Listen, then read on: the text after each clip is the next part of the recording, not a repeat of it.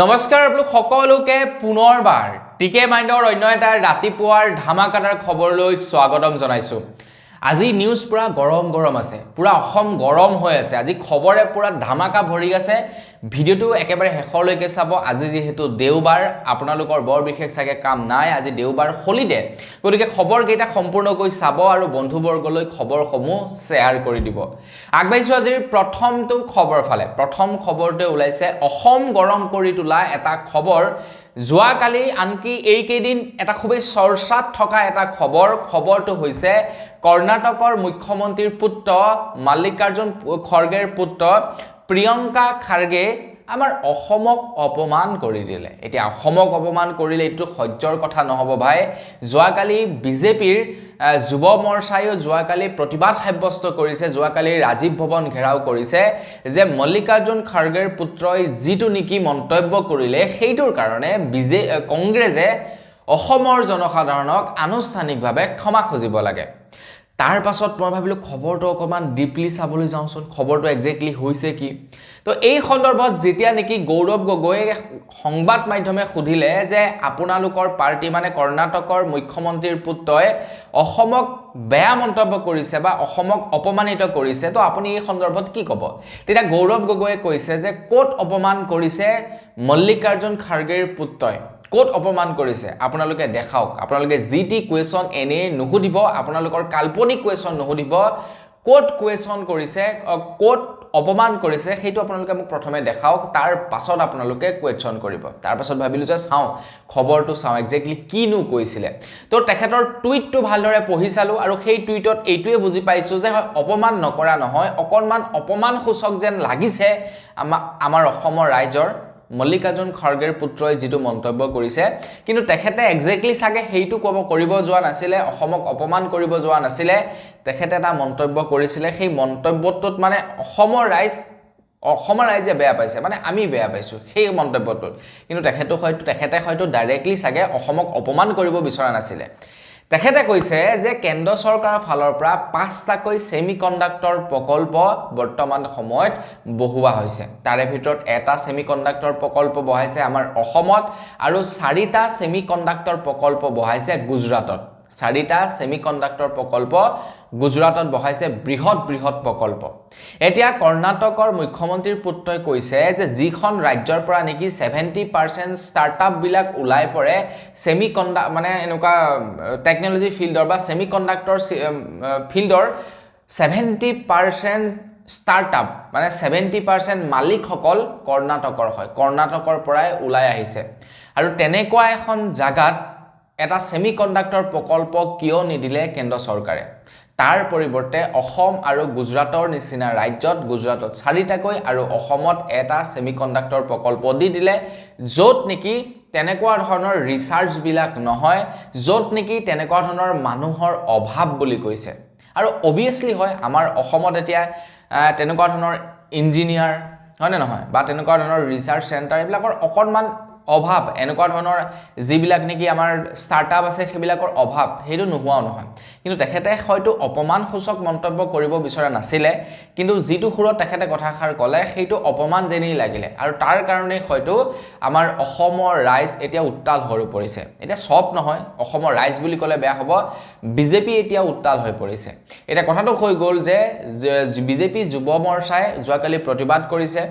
প্ৰতিবাদ সাব্যস্ত কৰিছে। তো প্ৰতিবাদ সাব্যস্ত কৰাৰ পাছত দেখা যাওক এতিয়া কৰ্ণাটকৰ মুখ্যমন্ত্ৰীৰ পুত্ৰই কেনেকুৱা ধৰণৰ ষ্টেপ লয় ইয়াৰ পাছৰ চোৱাত, যিহেতু আমাৰ অসমত ইমান ডাঙৰ এটা হাই হুলস্থুল হৈ গৈছে। আগবাঢ়িছোঁ ইয়াৰ পাছৰটো খবৰ ফালে। আজি হৈছে এডিআৰইৰ 3য় বৰ্গৰ ডিগ্ৰী লেভেলৰ 2য়টো পৰ্যায়ৰ পৰীক্ষা। তো আজি কিন্তু ইণ্টাৰনেট কৰ্তন থাকিব। খবৰ লোৱা অনুসৰি আজি পুৱা 8:30 বজাৰ পৰা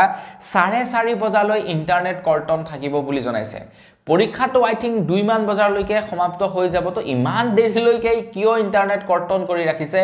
সেইটো অৱশ্যে বুজি পোৱা নাই। বাকী যি কি নহওক আজি ইণ্টাৰনেট কৰ্তন থাকিব, আপোনালোকে আজি নেট ব্যৱহাৰ কৰিব নোৱাৰিব। এতিয়া মোৰ মতে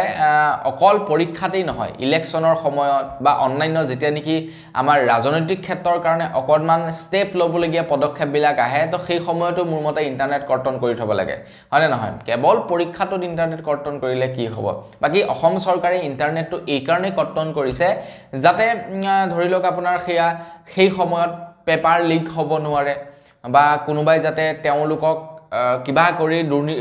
চতুৰালি কৰিব নোৱাৰে তো তাৰ কাৰণে মানে ইন্টাৰনেটটো কৰ্তন কৰি ৰাখে আগবাইছো ইয়াৰ পাছৰটো খবৰ ফালে ইয়াৰ পাছৰ খবৰটো ওলাইছে এডিআৰইৰ এক্সামৰ ওপৰতে আপোনালোকৰ ঘৰৰ কোনোবাই বাৰু এডিআৰইৰ এক্সাম দিবলৈ গৈছে নেকি যদি গৈছে মোৰ তৰফৰ পৰা তেওঁলোকক বহুত বেছি শুভেচ্ছা জনালো যাতে আপোনালোকৰ ঘৰৰ লৰা বা ছোৱালীটোৱে ভালদৰে পৰীক্ষা দি শিক্ষাৰ্থীৰে পাছ কৰি অসম চৰকাৰৰ এটা চাকৰি লাভ কৰিব পাৰে তাৰেই কামনা কৰিছো তো খবৰটো ওলাইছে যে এই এডিআৰইৰ তৃতীয় বৰ্গৰ মানে এডিআৰইৰ তৃতীয় বৰ্গৰ সৰ্বমুঠ পোষ্ট আছে প্ৰায় 5295টা তৃতীয় বৰ্গৰ সৰ্বমুঠ আপোনাৰ পদ আছে আৰু এপ্লাই কিমানে কৰিছে আপোনালোকে শুনিলে আচৰিত হ'ব মানে পৰীক্ষাৰ্থীৰ সংখ্যা আপোনালোকে শুনিলে আচৰিত হ'ব পৰীক্ষাৰ্থী হৈছে 7,34,080 গৰাকী প্ৰাৰ্থী প্ৰায় 27খন ডিস্ট্ৰিক্টত 222টা কেন্দ্ৰত পৰীক্ষা অনুষ্ঠিত হ'ব বুলি জনাইছে মানে ইয়াৰ পৰা এইটোৱে প্ৰমাণ কৰে যে আমাৰ অসমত নিবনুৱাৰ সংখ্যা কিমান বৃদ্ধি পাইছে 5,000টা পোষ্ট আৰু 7 লাখতকৈও অধিক মানুহে এপ্লাই কৰিছে মানে পৰীক্ষাত মানে পাছ কৰা বা পৰীক্ষাত পাছ কৰি চাকৰি পোৱাৰ চান্সেছ কিমান মান হ'ব পাৰে I think 0.05% মান হ'ব সাগে চান্সেছ পৰীক্ষাত আপোনাৰ সিট পোৱাৰ মানে চাকৰি পোৱাৰ চান্সেছ হয়তো 0.0005% মান চান্স আছে এজন ষ্টুডেন্টৰ যোৱাকালি আমাৰ অসমৰ মুখ্যমন্ত্ৰী আছিলে গৈ ঝাৰখণ্ডত তেখেতে ঝাৰখণ্ডত আছিলে ঝাৰখণ্ডত কি কৰিবলৈ গৈছিলে হেতুৰ বিষয়টো আপোনাক ক'ব নোৱাৰিম তেখেতে কেইবাখনো মিটিঙত ভাগ লয় অসমৰ মুখ্যমন্ত্ৰী ডক্টৰ হিমন্ত বিশ্ব শৰ্মা দেৱ এতিয়া অসমৰ মুখ্যমন্ত্ৰী হিমন্ত বিশ্ব শৰ্মা দেৱ ঝাৰখণ্ডলৈ যাওঁতে তেখেতক এনআৰসিৰ সন্দৰ্ভত সাংবাদিকসকলে কোৱেশ্যন কৰিছিলে মানে ঝাৰখণ্ডৰ সাংবাদিকসকলে কোৱেশ্যন কৰিছিলে এনআৰসিৰ সম্পৰ্কত যে এনআৰসিত যি সকলৰ নেকি নাম নাহিব তো তেওঁলোকক অসমে কি কৰিব অসমে কি ব্যৱস্থা হাতত লব এনআৰসিত নাম নহা ব্যক্তি সকলৰ ওপৰত তেতিয়া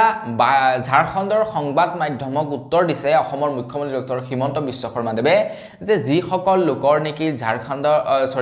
এনআৰসিত নাম নাহিব তো তেওঁলোকক বাংলাদেশৰ বৰ্ডাৰ পাৰ কৰি বাংলাদেশলৈ পঠাই দিব বুলি জনাইছে এতিয়া বন্ধু বান্ধৱীসকল আপোনালোকে কমেন্ট এটা কৰি জনাওক হেইটো বাৰু সম্ভৱ নে হেইটো কৰিব পৰা যাব নে আপোনালোকে কি ভাবে কমেন্ট বক্সত লিখি থৈ যাব আগবাইছো ইয়াৰ পাছৰটো খবৰ ফালে ইয়াৰ পাছৰ খবৰটো ওলাইছে কেন্দ্ৰৰ বিত্তীয় মন্ত্ৰী নিৰ্মলা সীতাৰামনৰ ওপৰত তো কেন্দ্ৰৰ বিত্তীয় মন্ত্ৰী নিৰ্মলা সীতাৰামনৰ ওপৰত এজাহাৰ দাখিল কৰিবৰ কাৰণে বেংগলুৰুৰ এখন আদালতে নিৰ্দেশনা জাৰি কৰিছে তো বেংগলুৰুৰ সেই আদালতখনেনো কিয় নিৰ্মলা সীতাৰামনৰ ওপৰত এফআইআৰ ৰুজু কৰিবৰ কাৰণে নিৰ্দেশনা জাৰি কৰিলে আপোনালোকে বাৰু ইলেক্টৰেল বণ্ডৰ কথা শুনিছেনে তো ইলেক্টৰেল বণ্ড হৈছে এনেকুৱা এটা মাধ্যম যিটোৰ জৰিয়তে আপোনালোকে পলিটিক্যাল পাৰ্টি বিলাকক ফান্ড দিব পাৰে আপুনি ধৰি লওক এজন ডাঙৰ বিজনেছমেন আপোনাৰ ওচৰত ঢেৰ টকা পইচা আছে তো আপোনালোকে ইলেক্টৰেল বণ্ডৰ জৰিয়তে আপুনি যিটো পাৰ্টিক পইচা দিব বিচাৰে সেই পাৰ্টিটোক আপোনালোকে পইচা দিব পাৰে এইটো অফিচিয়ালি এটা ৰেকৰ্ড থাকি যায় যে আপুনি অফিচিয়ালি ভাবে আপোনাৰ হোৱাইট মানি আপুনি কোনোবা এটা পাৰ্টিক হেল্প কৰিবৰ কাৰণে আগবঢ়াইছে সেইটো মানে অফিচিয়ালি এটা ধৰি লওক আপোনাৰ ৰেজিষ্টাৰ থাকি যায় এটা খবৰ ওলাইছে যে এই ইলেক্টৰেল বণ্ডৰ সহায়ত কেন্দ্ৰীয় মন্ত্ৰী নিৰ্মলা সীতাৰামনে ধন দাবী কৰিছিলে বুলি জনাইছে আৰু ধন দাবীৰ অভিযোগ উত্থাপন কৰিছে যাৰ কাৰণে নেকি নিৰ্মলা সীতাৰামনৰ ওপৰত গোচৰ ৰুজু কৰিবৰ কাৰণে বেংগলুৰুৰ এখন আদালতে নিৰ্দেশনা জাৰি কৰিছে মানে যিনেকি ইলেক্টৰেল বণ্ড তো ইলেক্টৰেল বণ্ডৰ সহায় লৈ কাৰোবাক কি কৰিছিলে ধন দাবী কৰিছিলে তো সেই কাৰণে তেখেতৰ ওপৰত এফআইআৰ ৰুজু কৰিবৰ কাৰণে নিৰ্দেশনা দিছে আগবাইছো ইয়াৰ পাছৰটো খবৰ ফালে ইয়াৰ পাছৰ খবৰটো ওলাইছে বলিউডৰ এক্ট্ৰেছ অথবা বৰ্তমানৰ বিজেপিৰ এগৰাকী এমপি কংগনা ৰাণাৱতৰ ওপৰত আপোনালোকে নিশ্চয় কংগনা ৰাণাৱতক চিনি পায় প্ৰথমে তেখেতে বলিউডত কাম কৰিছিলে বলিউডত বৰ ভালকৈ সাকসেস হ'ব নোৱাৰিলে বলিউডত তেখেতৰ কেৰিয়াৰ আলুগুটি হৈ গল তাৰ পাছত আহি গল বিজেপি পাৰ্টিত যোগদান কৰিলে বিজেপি পাৰ্টিত যোগদান কৰাৰ পাছত তেখেতে এমপি হৈ গল বিজেপিৰ পৰা এমপি হৈ গল আৰু তাৰ পাছত এক্স্যাক্টলি কবলৈ গলে মানুহবিলাকৰ এইটোৱে এটা বিৰাট বৃহৎ ভুল এটা ভাল মুখ দেখিলে মুখ দেখাৰ পাছত তেওঁলোকক সিলেক্ট কৰি পেলালে বা কোনোবা বিজেপিত উঠিছে বুলিয়ে ভোটটো দিলে ভোটটো দি তেওঁলোকক জিকাই দিলে কিন্তু তেনেকুৱা ধৰণৰ কৰিব নালাগে এক্স্যাক্টলি প্ৰকৃত যিজন প্ৰাৰ্থীয়ে জিকিলে নেকি কাম কৰিব তেনেকুৱা এজন প্ৰাৰ্থীকহে মোৰ মতে জিকাব লাগে তো কেইদিনমান মানে আপোনাৰ লোকসভা নিৰ্বাচনৰ আগত কেইগৰাকীমান মহিলাই কৈছিলে আমাৰ ভাৰতৰ বাহিৰৰ আছিল বাৰু তেওঁলোকে কৈছে যে বিজেপিৰ পাৰ্টিত যদি কোনোবা কুকুৰো উঠে আমি কুকুৰকো ভোট দি কুকুৰক জিকাই দিম তো তেনেকুৱা ধৰণৰ হ'ব নালাগে এক্স্যাক্টলি ক'বলৈ গ'লে হ'ব লাগে কি যে গণতান্ত্ৰিক দেশখনত যিজন নেকি প্ৰকৃত কাম কৰা মানুহ যিজন নেকি ভাল প্ৰাৰ্থী আমি তেখেতকে ভোট দিব লাগে পাৰ্টি চাই নহয় প্ৰাৰ্থী চাই ভোট দিব লাগে তেতিয়া সমাজৰ অটোমেটিক্যালি উন্নতি হ'ব হয়নে নহয় আপোনালোকে মোৰ লগত এগ্ৰি হয়নে নহয় এটা খবৰ হৈ গ'ল কংগনা ৰাণাৱতৰ ওপৰত কংগনা ৰাণাৱতে ইমাৰ্জেন্সি নামৰ এখন নতুনকৈ ফিল্ম কৰিবলৈ গৈ আছে অলৰেডি ফিল্মৰ শুটিং কমপ্লিট হৈছে ফিল্মখন ৰিলিজ হ'ব আৰু এই ফিল্মখন হৈছে আমাৰ ভাৰতবৰ্ষত যিনেকি ইমাৰ্জেন্সি সিচুৱেশ্যন আহিছিলে তো সেই ইমাৰ্জেন্সি সিচুৱেশ্যনৰ ওপৰতে বেস্ট এইখন ফিল্ম কিন্তু সেন্সাৰ বোৰ্ডে কি কৰিলে এই ফিল্মখনৰ প্ৰায় 13টাকৈ সিন কাটি দিলে আৰু এই ফিল্মখনক এতিয়ালৈকে গ্ৰীণ সিগনেল দিয়া নাই পৰ্দাত ৰিলিজ কৰিবৰ কাৰণে তো দেখা যাওক সেন্সাৰ বোৰ্ডে কি কৰে যদি গ্ৰীণ সিগনেল দিয়ে তেতিয়া ফিল্মখন আপোনাৰ দেখাব পাৰিব যদি গ্ৰীণ সিগনেল নিদিয়ে তেন্তে দেখাব নোৱাৰিব আগবাইছো ইয়াৰ পাছৰটো খবৰ ফালে ইয়াৰ পাছৰ খবৰটো ওলাইছে সুমি আৰু বিশালৰ বিতৰ্কৰ ওপৰত তো যোৱাকালি আমাৰ অসমৰ কেইবাজনো সোশ্যাল মিডিয়া ইনফ্লুয়েন্সাৰক ডিব্ৰুগড়ৰ আৰক্ষীয়ে তেওঁলোকক জেৰা কৰে বুলি খবৰ ওলাইছে চক্ৰপানী পৰাখকে ধৰি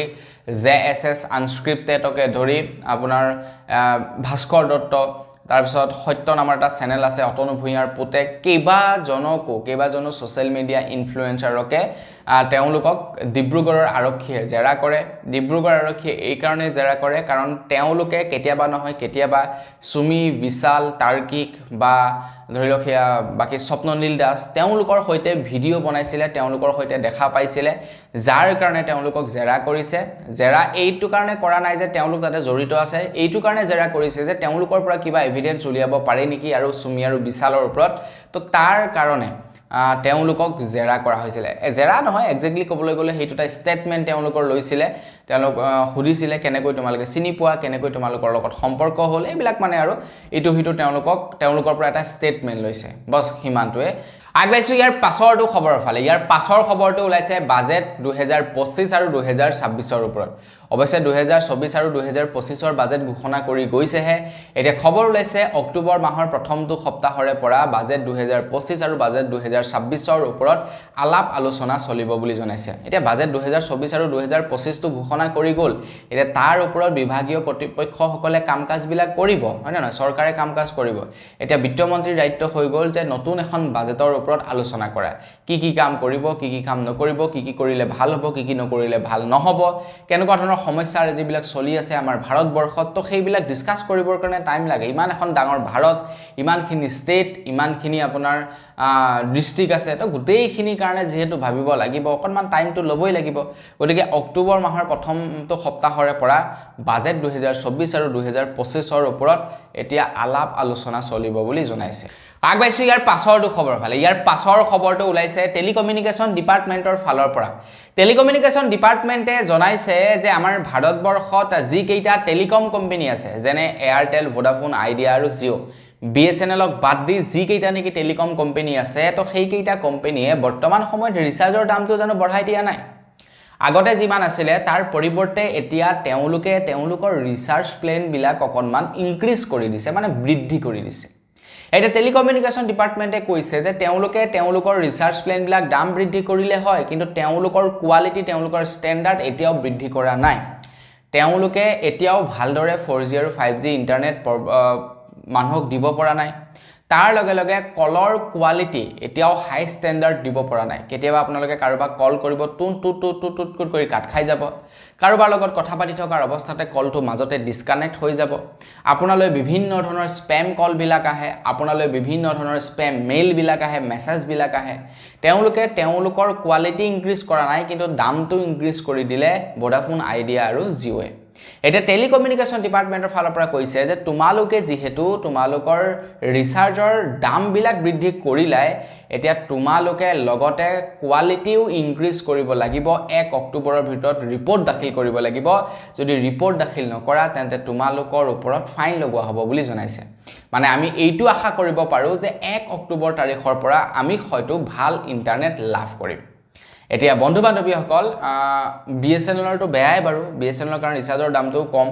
বাকিখিনি আৰু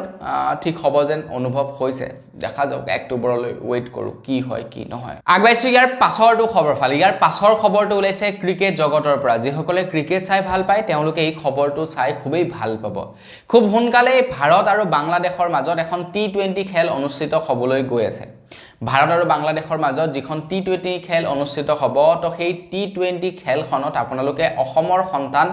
ৰিয়ান পৰাগক দেখিবলৈ পাব এটা কোন কোন থাকিব কোন কোন নাথাকিব স্ক্ৰিনত আপোনালোকক মই দি দিছোঁ যেনে সূৰ্য কুমাৰ যাদৱ অভিষেক শৰ্মা সঞ্জু স্যামসং ৰিংকু সিং হাৰ্দিক পাণ্ডিয়া ৰিয়ান পৰাগ নীতিশ কুমাৰ ৰেড্ডি শিৱম দুবে ৱাশ্বিংটন সুন্দৰ ৰবি বিষ্ণৈ বৰুণ চক্ৰৱৰ্তী জিতেশ শৰ্মা অৰ্শদীপ সিং হৰ্ষিত ৰাণা আৰু মায়ংক যাদৱ তো এই কেইজন খেলুৱে টি20 খেল খেলিব বাংলাদেশৰ বিৰুদ্ধে তো আমি তাত ৰিয়ান পৰাগক দেখিবলৈ পাম ৰিয়ান পৰাগে ইয়াৰ টি20ত এইবাৰ টি20 ৱৰ্ল্ড কাপ সৰি IPLত খুব ভালেই খেলিছে মোটামুটি ভাল খেলিছে বুলি ক'ব পাৰি তাৰপিছত আপোনাৰ কিবা এখন হৈছিলে ৱেষ্ট ইণ্ডিজৰ কাৰণে কালো এখন সিৰিজ হৈছিল তাতো খুব সুন্দৰকৈ খেলিছে এটা নেক্সট বাংলাদেশৰ হৈতে খেলিব তাতো মোৰ মতে ভালেই খেলিব লাগে যদি ভাল খেলে আগন্তুক সময়ত ইণ্ডিয়া টিমত স্থান ভালদৰে পাই থাকিব আগবাইছোঁ ইয়াৰ পাছৰটো খবৰ ফালে ইয়াৰ পাছৰ খবৰটো ওলাইছে আজিৰ এডিআৰিৰ এক্সামৰ ওপৰত তো আজি যেহেতু এডিআৰিৰ তৃতীয় বৰ্গৰ ডিগ্ৰী লেভেলৰ পৰীক্ষা হৈছে মানে গ্ৰেজুৱেট লেভেলৰ আজি পৰীক্ষা হৈছে গতিকে আজিৰ পৰীক্ষাত বহুতো নিয়ম নীতি বান্ধি দিছে অসম চৰকাৰৰ ফালৰ পৰা তো আপোনালোকৰ ঘৰৰ ল'ৰা ছোৱালীক সেই নিয়ম নীতিবিলাকৰ বিষয়ে জনাই দিব নহলে কিন্তু পৰীক্ষা হলত গৈ তেওঁলোকে বিপদত পৰিব প্ৰথমটো কথা হৈ গ'ল যে তেওঁলোকে দীঘল হাতৰ চোলা আৰু জোতা পিন্ধি যাব নোৱাৰিব লৰাই হওক বা ছোৱালীয়ে হওক ছোৱালীয়ে আপোনাৰ কাটা পিন্ধি যাব লাগিব ইয়ালৈকে কাটা পিন্ধি যাব লাগিব আৰু জোতা পৰিধান কৰিব নোৱাৰিব বুলি জনাইছে চপ্পল পিন্ধি যাব লাগিব এতিয়া ইয়াৰ একমাত্ৰ কাৰণ হৈ গ'ল যে নকল নিব পাৰে কোনোবাই অসৎ পদ্ধতি ব্যৱহাৰ কৰিব পাৰে তো তাৰ কাৰণে কি কৰিছে এইবিলাক নিয়ম কানুন লগাই দিছে আৰু বাকি নিয়মবিলাকটো আছে ইয়াৰ ওপৰত মই অলৰেডি আপোনালোকক জনাইছো হেয়াই নহয় তাৰ লগতে আপোনালোকে জনাই থৈ যাওঁ যে 1.5 ঘণ্টাৰ আগতে মানে 9 বজাৰ পৰা এক্সাম হ'ব 9 বজাৰ 1.5 ঘণ্টাৰ পূৰ্বে তেওঁলোকে বিদ্যালয়ৰ চৌহদত সোমাব লাগিব মানে চেণ্টাৰৰ চৌহদত সোমাব লাগিব নহলে সেইফালেও এটা লাগিব যেন তেওঁলোকে পৰীক্ষা দিবলৈ নাপাব গতিকে সেইটো মনত ৰাখিব 1.5 ঘণ্টাৰ পূৰ্বে যাতে পৰীক্ষা হলত গৈ সোমায় এতিয়া কোন সকল লোকৰ বেছিকৈ প্ৰবলেম হ'ব 1.5 ঘণ্টাৰ আগত সোমালে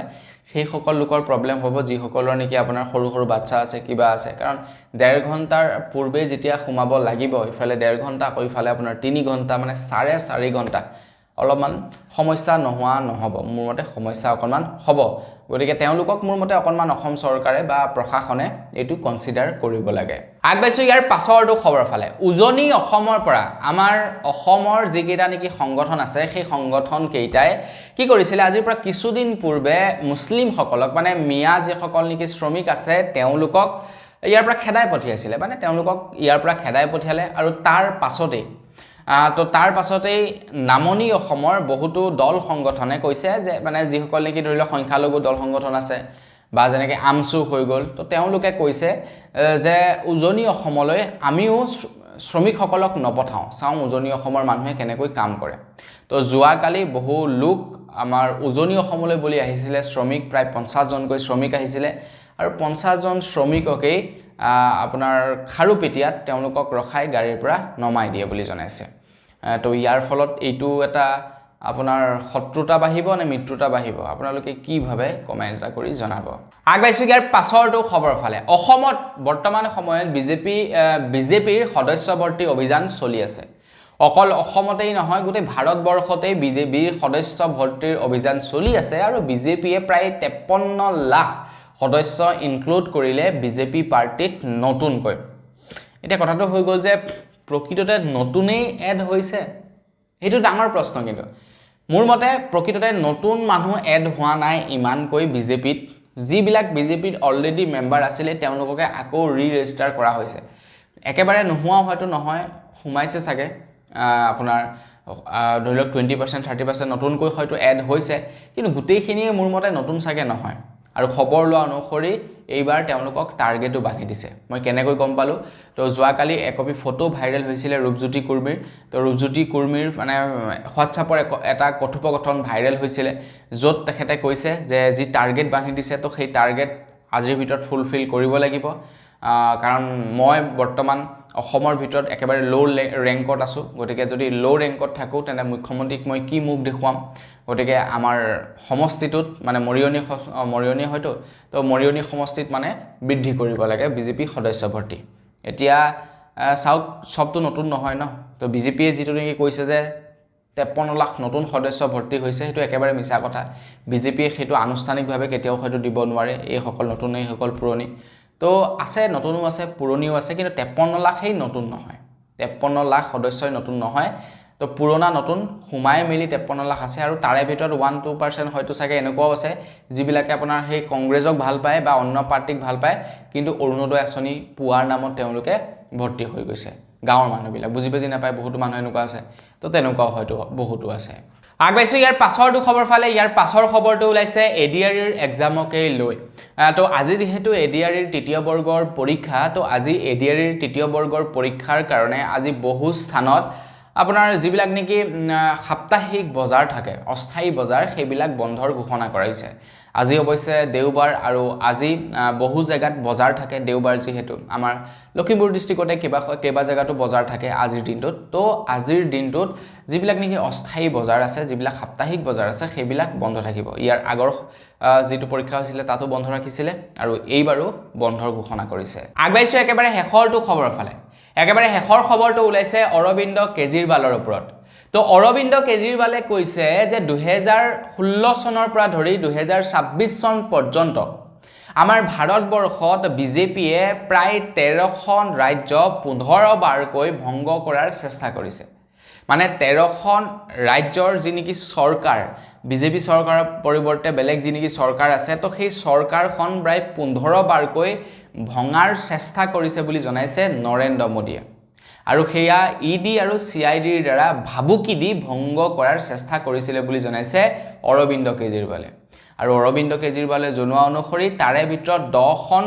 ৰাজ্যই ভংগ কৰিছে বুলি জনাইছে। 10খন ৰাজ্যই অলৰেডি ভাঙি গৈছে, মাত্ৰ 3খন ৰাজ্যহে অটল আছে, 3খন ৰাজ্যহে ভাঙি যোৱা নাই। তো অৰবিন্দ কেজৰিৱালে মানে এইটো এলিগ্ৰেশ্যন লগাইছে বিজেপি পাৰ্টিৰ ওপৰত, মানে নৰেন্দ্ৰ মোদী ডাঙৰীয়াৰ ওপৰত এলিগ্ৰেশ্যন লগাইছে যে নৰেন্দ্ৰ মোদী ডাঙৰীয়াই CID আৰু EDৰ অপব্যৱহাৰ কৰি যিবিলাক নেকি আপোনাৰ মুখ্যমন্ত্ৰী আছে বা যিবিলাক মন্ত্ৰী আছে ৰাজ্যবিলাকৰ, তেওঁলোকক ভাবুকি দি তেওঁলোকৰ চৰকাৰ ভাঙিবলৈ চেষ্টা কৰিছিলে। 15 বাৰকৈ চেষ্টা কৰিছিলে, 10খন অলৰেডি ভাঙিলে, বাকী 3খনহে ভাঙিব নোৱাৰিলে বুলি জনাইছে। তাৰে ভিতৰত হয়তো এখন আপোনাৰ দিল্লীৰ চৰকাৰখন থাকি গ'ল। তো বন্ধু বান্ধৱীসকল, বছ আজি ভিডিঅ' জনাবলগীয়া খবৰ ইমানেই আছিলে। খবৰকেইটা জানি আপোনালোকৰ কেনেকুৱা লাগিলে কমেণ্ট কৰি জনাব। যদি ভাল লাগিলে লাইক এটা কৰিব, চেনেল যদি ছাবস্ক্ৰাইব কৰা নাই ছাবস্ক্ৰাইবটো কৰি ল'ব। পুনৰ এটা ভিডিঅ' লগ পোৱাৰ সাজু বিদায় মাগিছোঁ। ধন্যবাদ। জয় অসম।